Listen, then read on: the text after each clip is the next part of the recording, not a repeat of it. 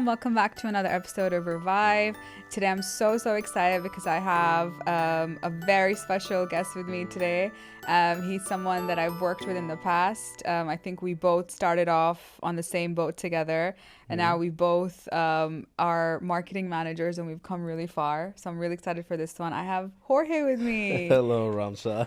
Welcome, Jorge. I'm so excited to have you. Very excited to be here. This is very long overdue, wasn't it? Yes, yeah. I think it's the only way we get to catch up, actually. Yeah, I know. Yeah. Oh my God. Yeah. So let's get started. Yeah. So just tell me a little bit about you and how you got into real estate marketing. Okay. So I am originally from Honduras. Then I moved to Dubai when I was very young. I came here, I was 13 years old, lived here for 5 years, did my high school, and then I hopped over to Spain to study journalism at first, actually. Wow. Yeah. Then I realized that writing news stories was actually not my thing. I was more into creative things, right? Yeah. So I spoke to my friends that were over in advertising. I said, you know what, that sounds kind of cool. Trying to write ads or make cool stuff for other brands, right? To let my creativity flow. And I got into it. Then after that, I finished my bachelor's degree, came over to Dubai again, did an internship in an agency called Socialize here for about 6 months. And in it was a very cool experience. But I discovered very quickly that the agency life was not for me. Yeah, it's a ruthless one, isn't it? Yes, it is. And then I went to Honduras because COVID hit. I couldn't land a job, and I worked there in Molenlo, Honduras, for about a year and a half. That was the most horrible experience I've had. Oh no! Why? Yes, because things that what I thought would be an exception to the rule very quickly became the norm. Right, especially because we were during lockdown. So things like, hey guys, we need to prepare a campaign. The client wants it for tomorrow, and it's 5 o'clock on a Thursday afternoon, right? And the pitch is at 8 a.m. So that means you got to work all night. Yeah.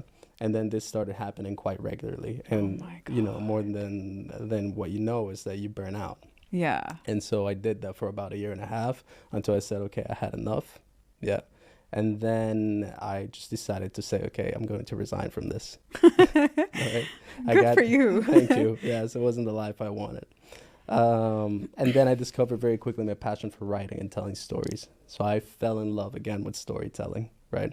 So in my spare time, I write short stories about anything, about the most mundane thing ever as well. So the model that I copy a lot is Raymond Carver's. Okay. All right. So he was known for writing short stories like, for example, a mailman that delivers mail during the day, right? Okay. And he tells a story through his eyes, saying, for example, he goes and delivers mail to this specific house, and through it, he looks through the window every time he delivers it into the mailbox, and he sees that a couple is slowly drifting apart, and he tells the story through the mailman's eyes, right? As he analyzes the body language of the couples. Oh my God, that's so interesting. So I learned to do the same thing, right? To try to tell stories from different angles, right? And think outside of the box. Oh my God. So it was Raymond Carver, the one who taught me how to write and how to be a proper storyteller. Yeah. And then how'd you get into real estate? So real estate, it was kind of a funny one. It's something happened in Honduras that basically knocked me off course because I was supposed to go to Madrid and do a master's in literature, right? And to keep the story short, like I had an encounter face to face with death. I was in the wrong place at the wrong time. Honduras is a very dangerous country, and out of the shadows, this guy came out, and I think I was in the wrong part of town, and I was dropping off the girl that I was dating at the time, right? And I remember I was backing up, and all of a sudden he appears out of nowhere, and I tell the girl that I was seeing, it's like, you know, something's flashing in his wrist. But at first I thought it was his watch, his phone maybe. Turns out that finally I got a glimpse of it. It was a gun. Yeah. Yeah. So I tried to quickly drive away, right? but I crashed into one of the cars that was parked. I was stuck, and the guy didn't think twice. He pumped eight bullets into my car. 8 bullets. It was 8. And You never told me this. What the hell? yeah, I think it was time to open up about it. Yeah. Oh my God. Yeah. Completely unscathed. With the grace of God, I recovered my faith, and I said, okay, if this is happening, it's because it's realigning my life. So I said I need a change. I was a huge hedonist back then. Like, now you know me. I stay off the bottle. I don't go out. I don't like to go to clubs. I don't like to do any of these things. I'm a quite disciplined guy. Yeah. Before, it was Party quite the hard. opposite. Oh. Yeah. And so my family luckily still lived here, and they said, okay, we'll bring you over, right? This is the plan. You do your master's, but the second semester, basically second half of it, it's on you, so you have to pay it. All right, so I need to land a job. Yeah. And shout out to Diana. Shout out D, our mentor. Who I saw a LinkedIn post of about a position open for Better Homes, right? And I said, okay, I'm going to shoot her a message.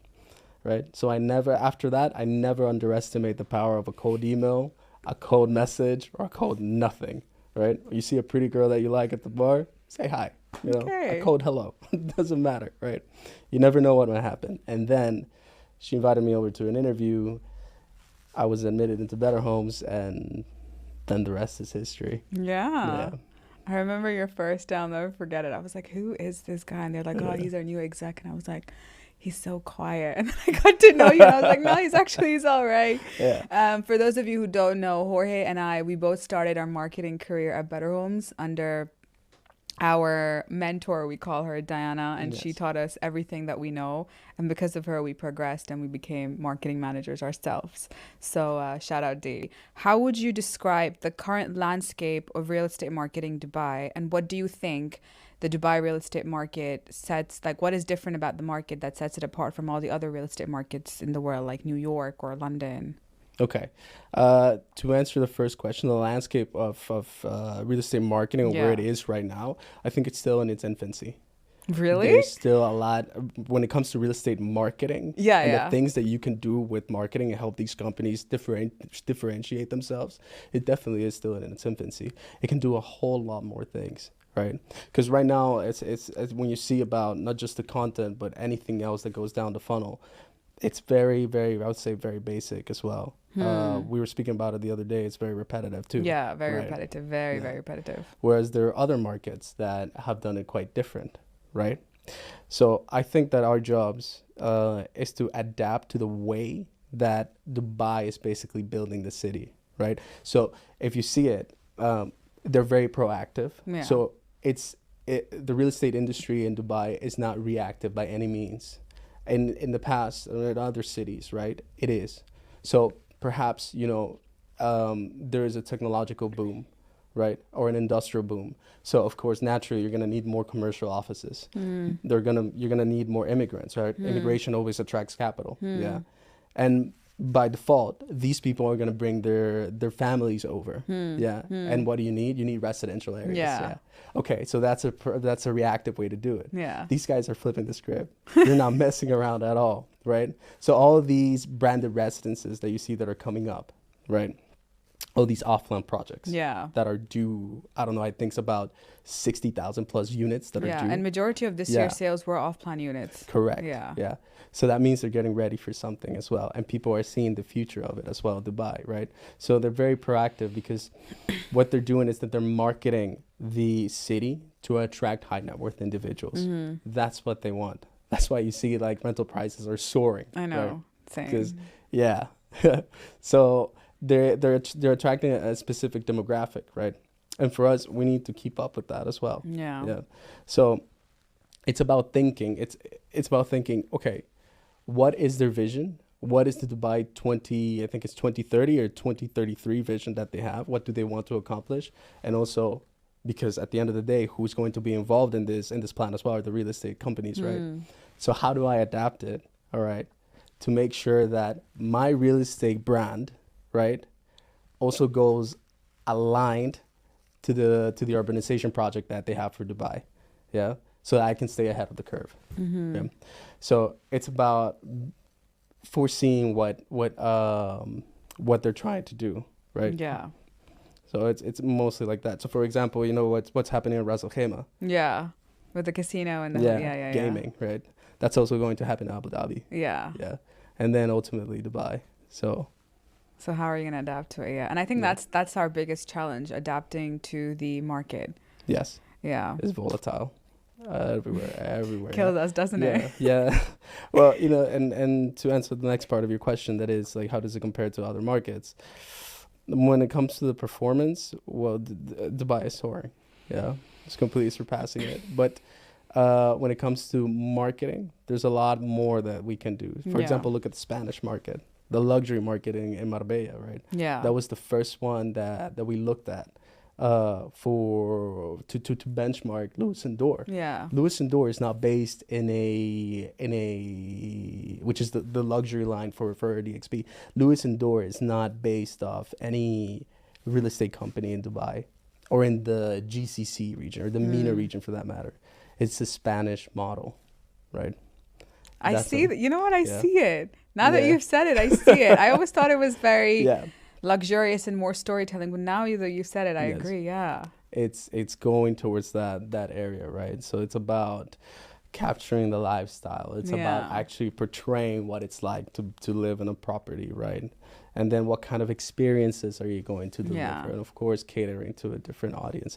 So I think there's still a lot that can be done. Yeah, I agree. And especially with the technologies that are coming up as well, right? Yeah. But yeah, it's a lot. I don't know how have you handled that so far?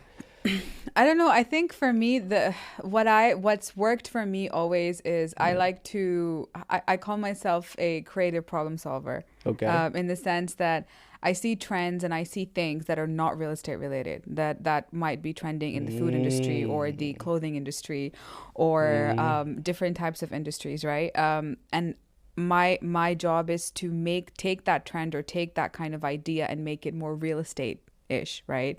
So how do I, for example, if McDonald's has released a commercial about people sitting on a sofa and eating McDonald's while watching the football game, how can I turn an idea like that into real estate? It could be, so for example, they could be sitting at home with their family and and we've sold them the house and they're watching the game, so the tagline would kind of be like, okay, list with us, we'll give you a home where you can make these memories, so similar to storytelling. So that's kind of what I want to achieve. But I think for me, and we'll get onto this later, I feel like there's two aspects to it. There's selling the brand and then selling the services, or like actually getting leads. There's two different things: brand awareness and creating content that help you generate leads. So that I think is my biggest challenge. But I do agree with you that I think that there's so much more that real estate brands can do and they're not doing it. And that's why the content is so repetitive to the point where you just skip. You ever seen Fight Club? Yeah. Yeah, you've seen Fight Club? You know that scene, everything's a copy of a copy of a copy. It's like, hi, my name is hi.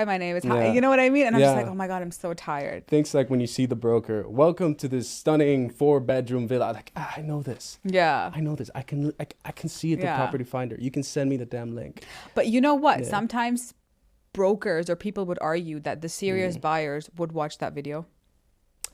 No, because those serious buyers, the serious buyers that we want to target as well are people that are coming up, that are growing up. I know, but brokers would be like, okay, they might not watch our Instagram. If someone's buying a $30 million property, they might not be on Instagram. They might be on LinkedIn.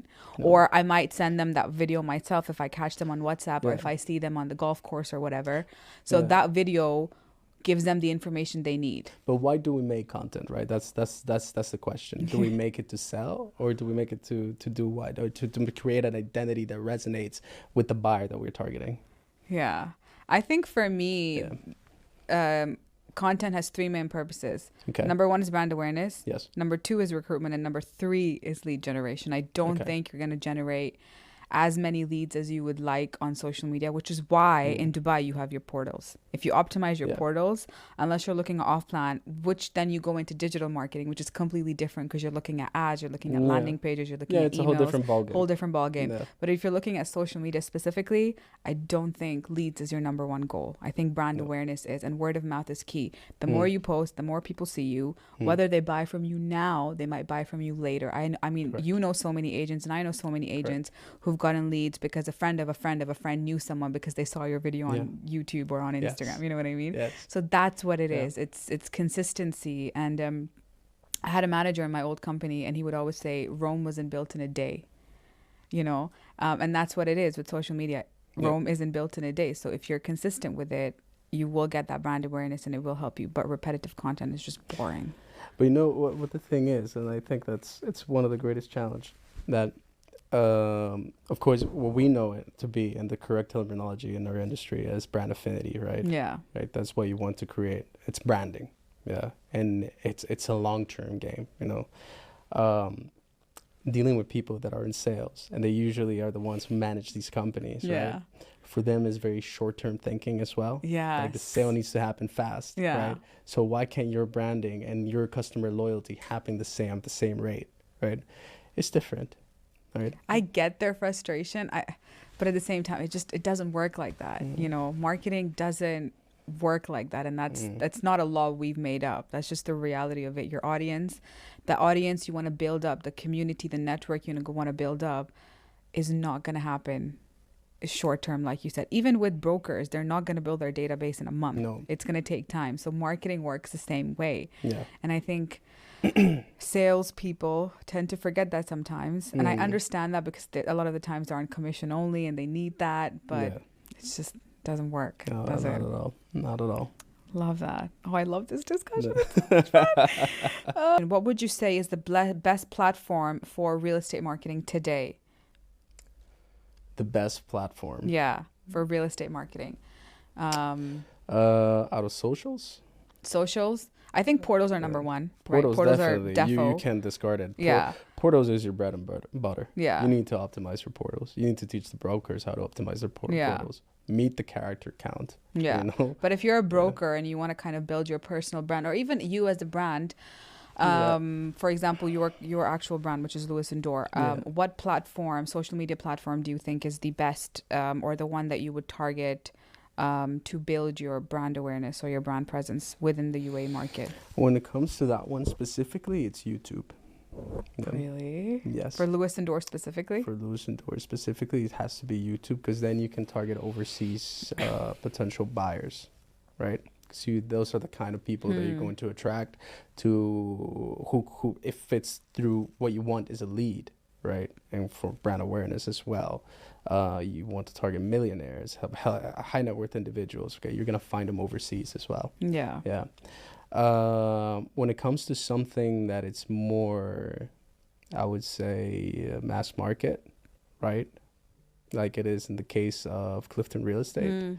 And not a lot of people are using it, and they don't see the power behind it. It's Reddit. Really? It's Reddit. I've never heard anyone say that. But you know what? A lot of people are on Reddit. Yeah. You know why? Because it's a trusted forum where people actually discuss their pain points. So if you can't pay a social listening tool, if you're a real estate marketer and you can't pay a social listening tool, you have to get on Reddit. Reddit is going to give you the pain points of everyone. I'm not just talking about, okay, you know, I'm trying to see where can I rent a property. No, it's like, okay, I'm trying to, you know, find a school for my kid, right? And I work in this certain area, right? What would you recommend? And then you can jump in as a brand, or perhaps train your brokers as well to build a Reddit page and say, hey, you know what? You got this great British schools in this community, right? Which, by the way, they also have these kinds of properties, right? So I recommend you also to move here, right? Because you're going to find this, and that. You're solving their problem, yes. Yeah. So it's that, right? So for example, today I asked the trainer at Clifton Real Estate, you know, and this is how I started the sentence, out of my sheer ignorance, how do you conduct a viewing? Because I don't know. right? I've never done a viewing. Like, is it like, okay, here's the kitchen, here's your living room, here's this, here's that. And he's like, no. What the hell are you talking about? That's not it. Like, of course, like they'll see it. They've seen the properties through photos, right? What you want them to know first, of course, is to pre-qualify the buyer or the potential tenant, right? And understand them. So where do you work? Like, do you have any kids? Where do they go to school? Right. Okay. So let me sell you on the area as well, right? So you step into the building, you say, okay, so here's where you can have your morning coffee, and you have this amazing view of the bay, and the schools is perhaps just 30 minutes, 20 minutes away, right? So you're not just selling them on like, okay, I'm gonna have an amazing view and a ray of sunshine when I wake up in the morning, but also, I won't have to deal with that like shitty traffic that comes up in Dubai, right? When I drop my kids to school, that sounds pretty nice. It's comfort, So it's not just that; it's what you're selling them. Then it's convenience. Yeah. So if you can do that as well in a digital avenue, right, and your brokers are known for that as well in this specific forum, then the people are going to relate you to it. The brokers are the best product that the brand has. So that's why you got to treat them well. You got to train them well to develop their personal brands as well, because it's going to be a reflection of the brokerage. I'm a big advocate on personal branding, so much so that I believe, and this is me as head of marketing saying, I believe that it is more important for me to focus on training brokers for their personal branding than the actual company's branding. Not that it's not important. I do believe that the company's branding should be on point and it should be good.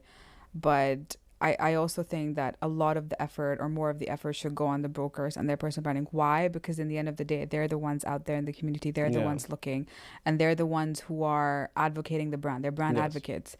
So if their branding is on point, then business comes in. Our company grows, our social media presence grows as well. And I always tell my brokers, I'm like, when you go out there, tell them to follow the brand. But they won't follow the brand until they follow you, because people trust other people more than they trust the brand. Right? So that's my, I don't know, opinion. What about you? There was a wise director that once told me in one of the company that I worked on. She said, people buy people before they buy properties. Exactly. Right? And that is true. And that is true for any business. Right? Any entrepreneur if they see you as a professional, someone that is knowledgeable in your industry, right? They're going to buy into you. Then they're going to buy into what you're selling, right? Why? Because you built that confidence. So personal brand, definitely is the one, I would say, is the game changer that a brokerage needs. Part of the training has to be personal branding. It has to be personal branding. So that's when it comes to the learning and development department with the marketing department working together as a unit, right? So there are different aspects that you need to consider to make a brokerage successful. It's not just the branding of it. It's not just the digital presence of it or out of home or anything, but it's actually how your brokers carry themselves, how you train them to embody the brand, also how you teach them as well how to properly use the social channels to do so, right? Do you face, I faced this before when I was training brokers in the last company I was in. Most of them saw them as a waste of time. Have you faced that too? I always have brokers, I think, who say that, but I feel like it's changing. The more I train, the more I see brokers are getting into it. I have to kind of sell it to them first. I do have the occasional brokers, and I think the brokers who don't believe in personal branding are a bit older, not necessarily mature in real estate, but they're just a bit older and they don't believe in it as much. A lot of the times I see that in off-plan brokers. Off-plan brokers don't believe in personal branding. I'm not saying all. I know there's a lot of them out there who are great at it. I think they're the ones who need it the most. Right? But they believe in digital leads. They believe in doing the digital ads for Meta or YouTube or Google and getting those international buyer qualified leads. They don't believe in their own personal brand. Whereas secondary brokers who are more in the residential market within the areas, they believe in it, right?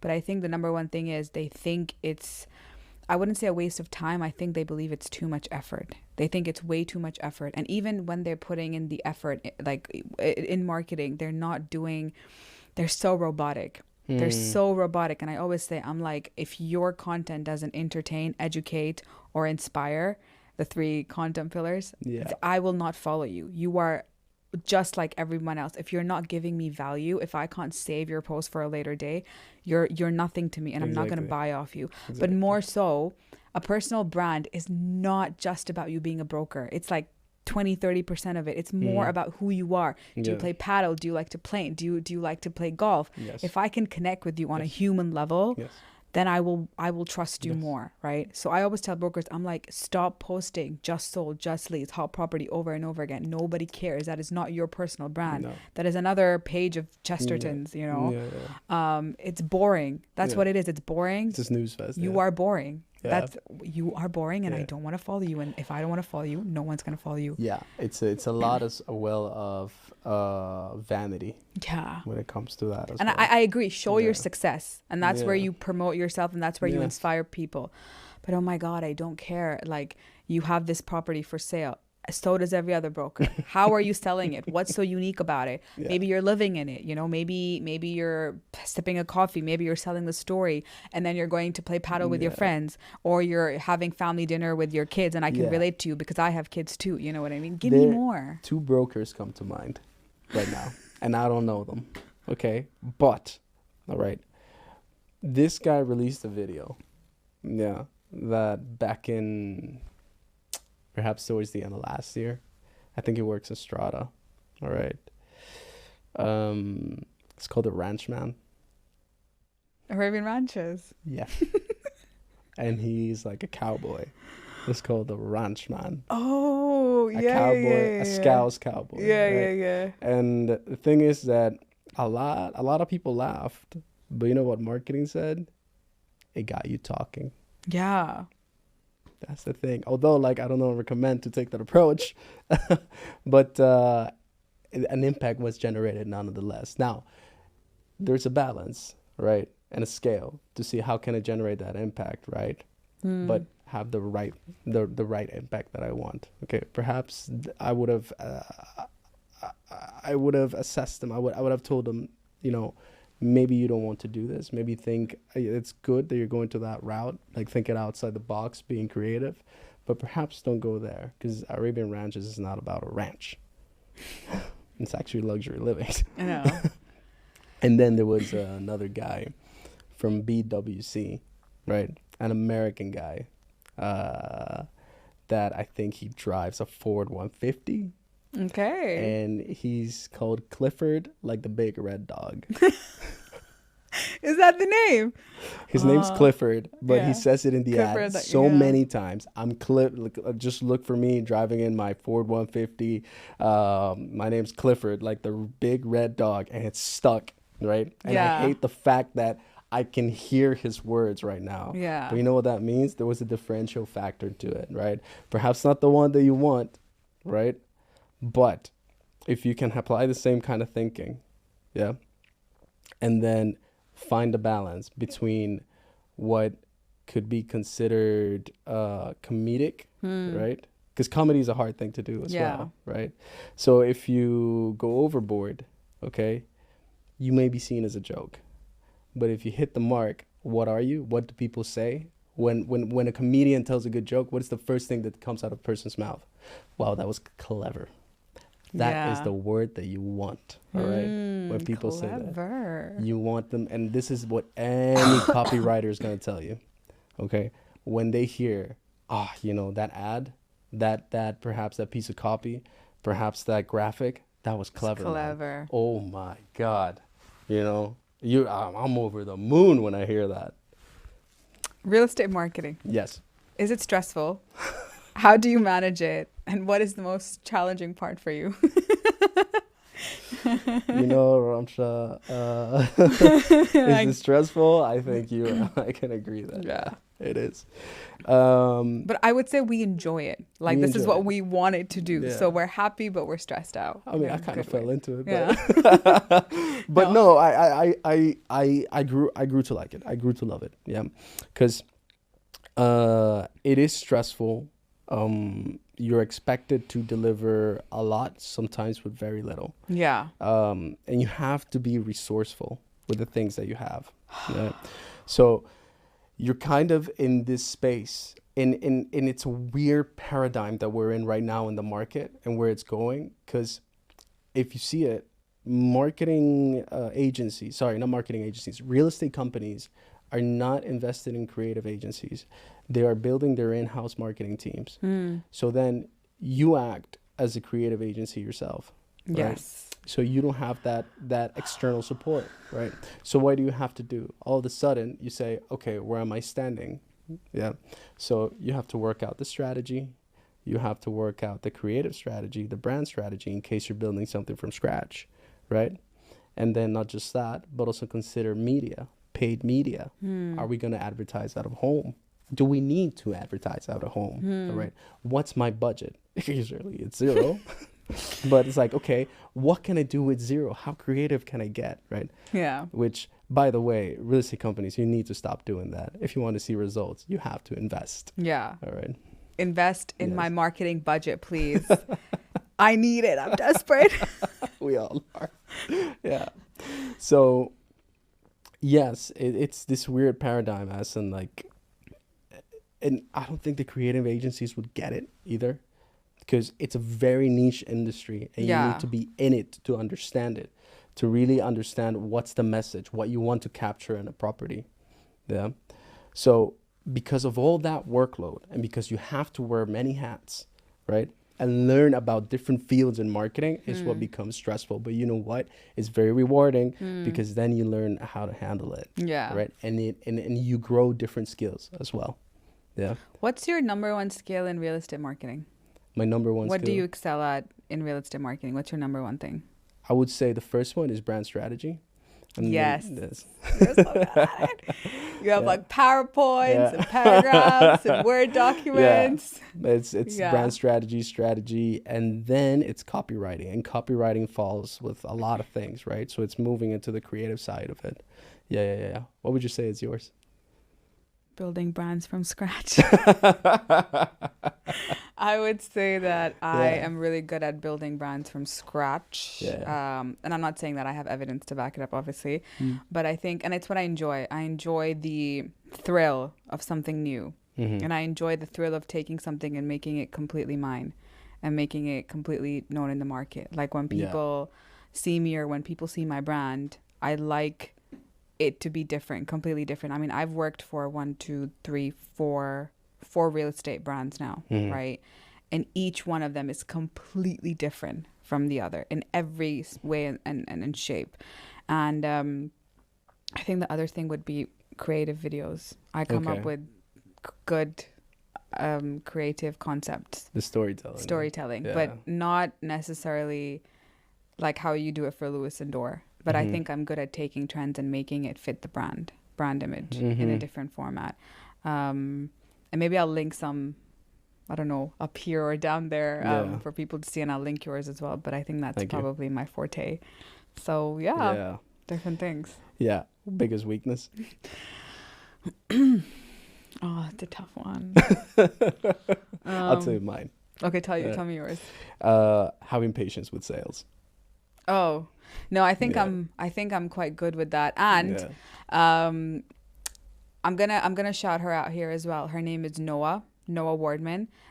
She works at Better Homes Prime, and she is a great woman. Like, she is a powerful woman. Yeah. And she's someone I really look up to. Why? Because she taught me how to deal with salespeople. She's a salesperson herself, so I used to deal with her a lot. And she's very strong-minded as well, which is what makes her a great broker. And she's been in the game for so long. But she taught me how to be a good leader and how to deal with people and how to deal with tough situations. And I would always go to her for advice when it came to people.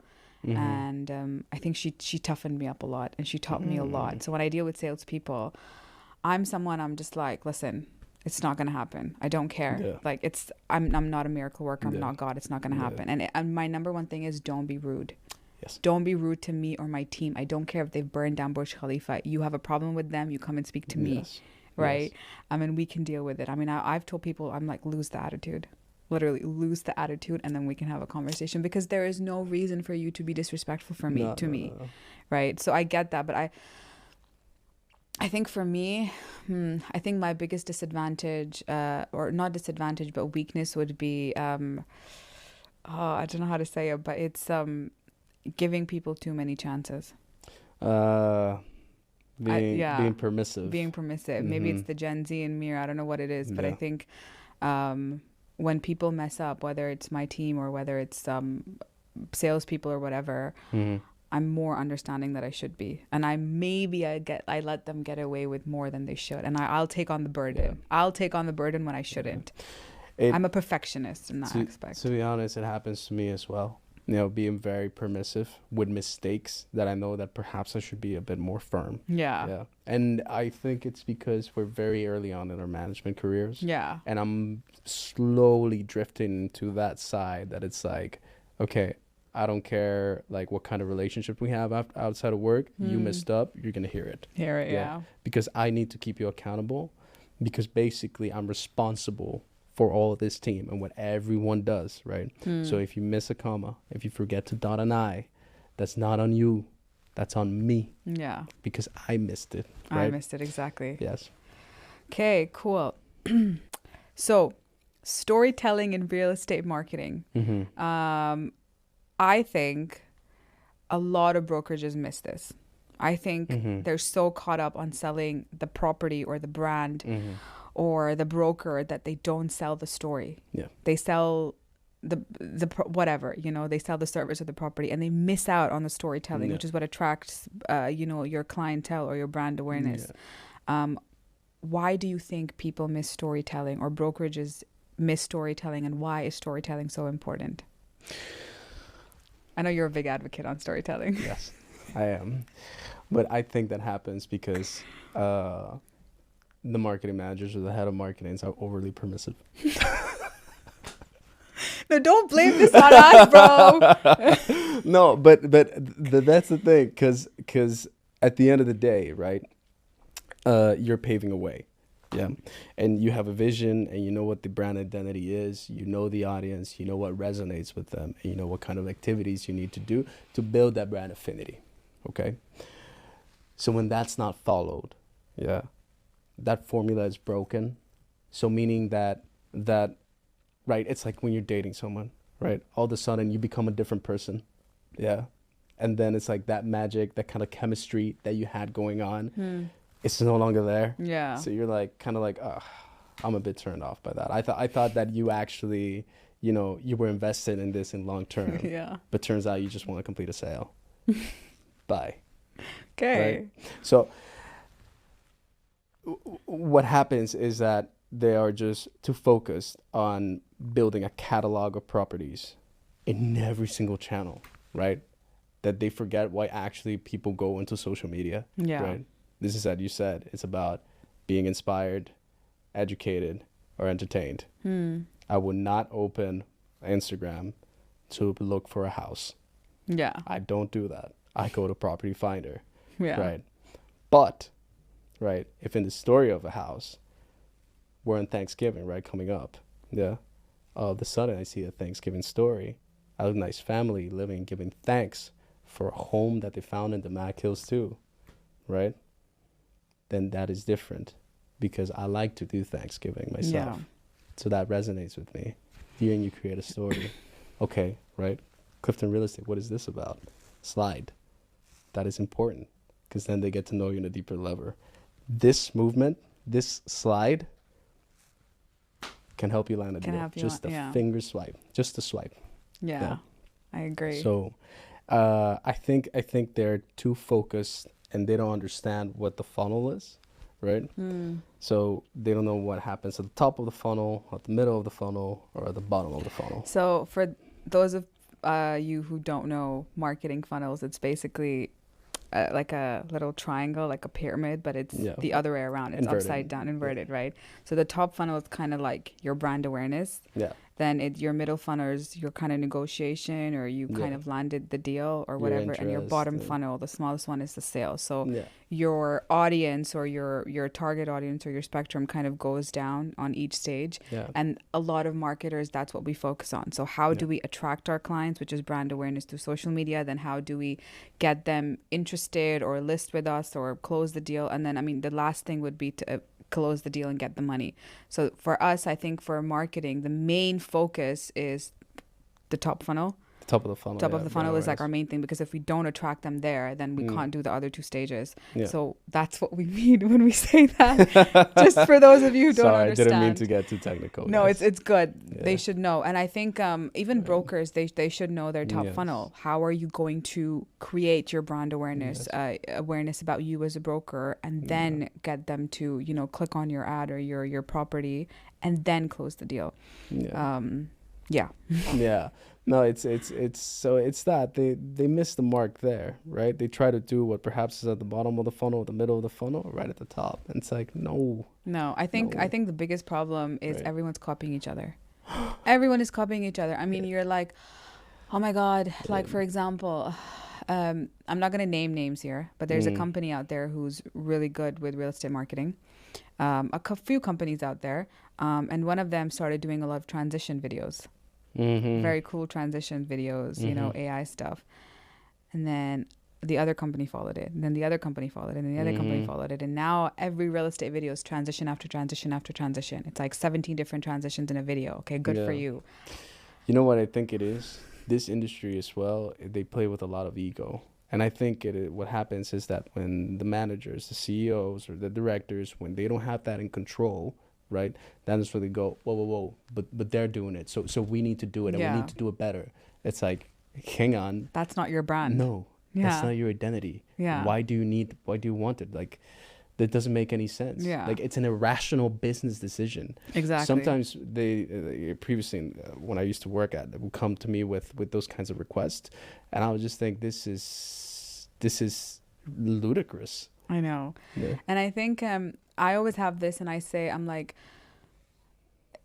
the oldest brands in the market, you see Coca-Cola, you see Louis Vuitton, you see Prada, whatever. What's the one thing that they don't do? They don't change their brand guidelines, their brand identity. Never. They don't do it. And that is what makes them this elevated brand. If you want to stand out from the rest, you have to stick to what keeps you differentiated within the market, right? It might not be working for the trend that is trending or whatever in the business or in the industry right now. 2-3 months down the line, nobody's going to care. The trend's going to be irrelevant. Who are you targeting at this point? You have to stay consistent with your brand image.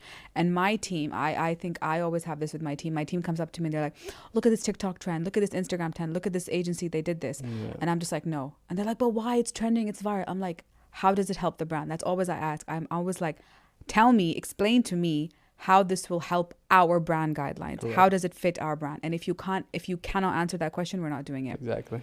So that's what I think a lot of brands forget. What is your identity? Yeah. You're a real estate brokerage. Good. What else?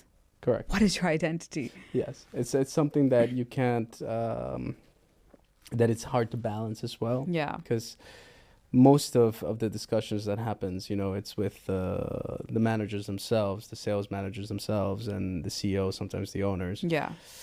And you're placed in between a rock and a hard place. Yeah. So trying to manage upwards can be very hard because you have to tread carefully. Yeah. Right. And if you don't, sometimes it has happened to me where like my patience goes out the window. Yeah. So at the end of the day, it just says, screw it. We're doing it anyway. We're doing it anyways. Yeah. Lewis and Dorr is high end, and then Clifton is not high end. No. So how have you differentiated two different strategies for two different real estate companies? It all comes down to not only benchmarking a competition, but not benchmarking nationally, benchmarking internationally to see what other people are doing. And nailing down who your brand persona is. Yeah. So, for example, you know who Lewis and Dorr is? Who I based it off? No.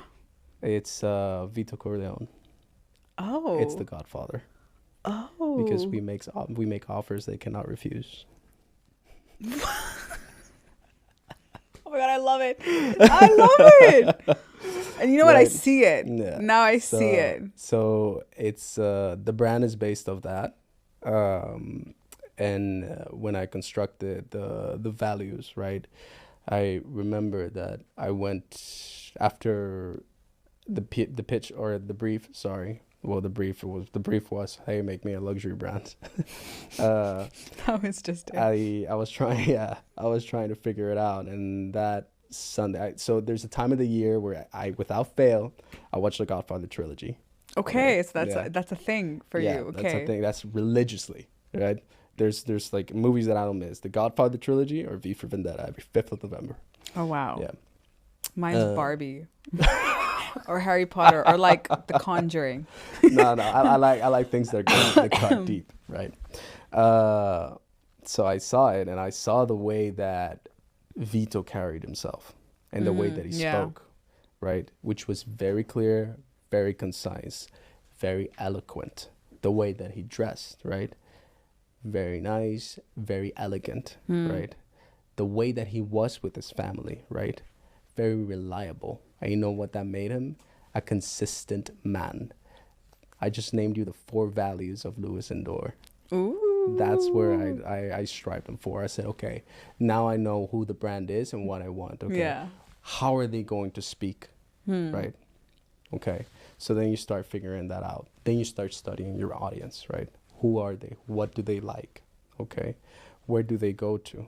Right. So you start going yourself as well, visiting these places, these high-end places, you know, fine dining, what is high fashion like, right? And also automotive. Yeah, which are the main 3 things that they're into: fine dining, automotive, and high-end fashion. Okay. So then after that, you go deeper into that rabbit hole. Yeah. And you start studying other brands into these industry that had nothing to do with real estate, right? So you start understanding what they like, and you start to understand as well what makes these others brand transcend and what their brand promise is, right? So you got to lay down your foundations, right? After you lay down your foundations, you got to understand who your audience is, right? And what's your brand promise is going to be that is going to make yourself stand out from the others, okay? In the case of real estate, it's what makes us stand out, okay? It's what you can deliver if someone lists exclusive for you. Because if you list exclusive, what are they actually buying into? Fine, they might buy into the broker's ability. But if you're just standing, there has to be a clear offering, a clear sales promise that you can accomplish, and a clear brand promise that you can accomplish, okay? So that's basically how you approach the luxury brand and the luxury sector. It's a lot of research, a lot of immersing yourself in that world. And then when it came to mass market, it was a lot of the things that I had done before in my previous work, right? So it was about extrapolating from there, extracting from there, and adapting the tone of a previous brand that I had previously worked on, right? So this one was a little easier because I can relate to it, right? So I know exactly what the audience is looking for and what they want and what their pain points are, because at some point it's me as well. Yeah. Yeah. Oh, yeah, exactly. So that's where you go for, right? So at the same time, mass market, there's plenty of them. So how are you going to differentiate yourself, right? You got to speak in a fun way. You actually have to understand what people are talking about, right? So that's where you go into Reddit, and then you understand what people are struggling with, right? And you prepare a content strategy for it, and that's how the brand goes developing its identity. Wow. That's really cool. Thank It's you. very different, isn't it? What innovative marketing techniques have you seen work particularly well in Dubai? And how, so it's 2 questions in one, and Yeah. how has technology like virtual tours or AI, how has it shaped the real estate marketing in Dubai, and how do you see technology shaping real estate marketing in Dubai? It's a tricky one, isn't it? Yeah.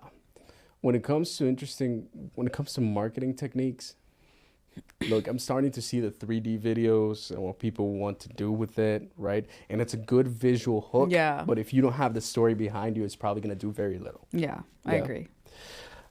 When it comes to AI, the virtual tours are definitely one of them. I've heard of brokerages that basically they have their own studio, right? and they put on the visor on you, and it's like you can see the property as well when you go into the brokerage in case you don't have access to it, right? So that's a cool way to do it. But at the end of the day as well, you probably want to step into the property to see the wear and tear of it, right? Exactly. So I understand that might be a barrier. The way that I think that AI actually can help real estate will be the broker, right?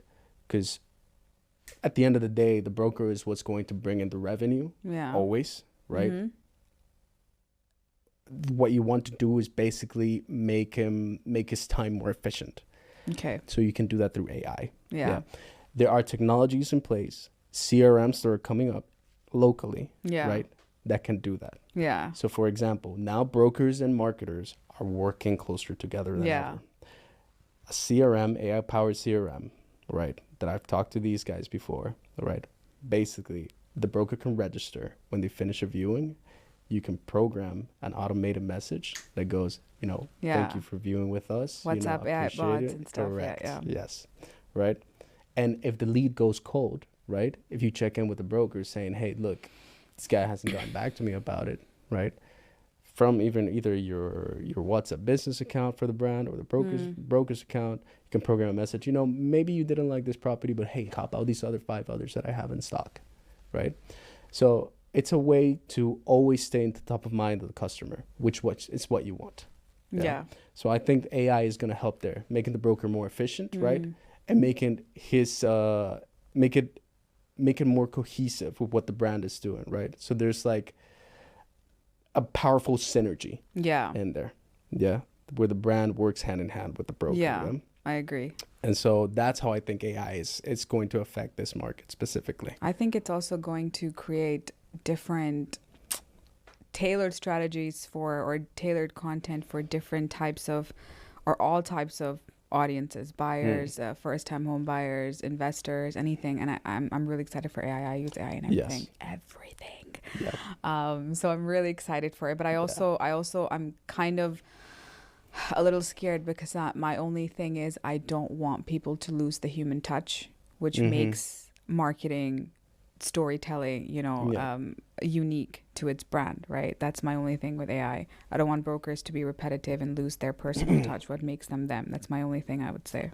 I don't think AI will ever do that, Oh, you don't know. I don't think so, because at the end of the day, AI still needs your help to make things come to fruition. For now. Or do you think it's gonna go into a point where? Did you ever think that AI, something like this, would exist? Someone would write things for you, and whatever. It's creating some crazy videos that I've seen. I know. I could literally put stuff in and give it a couple of codes, and it makes the whole thing for me. So it's kind of scary, but at the same time, I'm using it to my advantage. You have to tap into it to stay ahead of the curve. Well, what you can.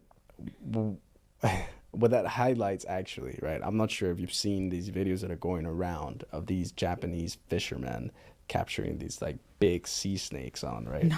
I'm seeing people commenting as well, going like, oh my God, what kind of creature is this? I told you guys we haven't even explored 90% of the ocean, right? At the end of the day, it's an AI video. Yeah. That's how you can filter who is ignorant to it and who is not, right? Yeah. True. So. Okay, so last question. Yeah.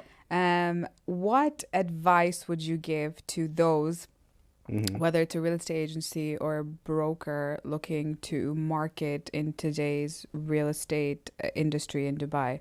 Your top 3 tips. Top 3 tips. What have you learned? Okay.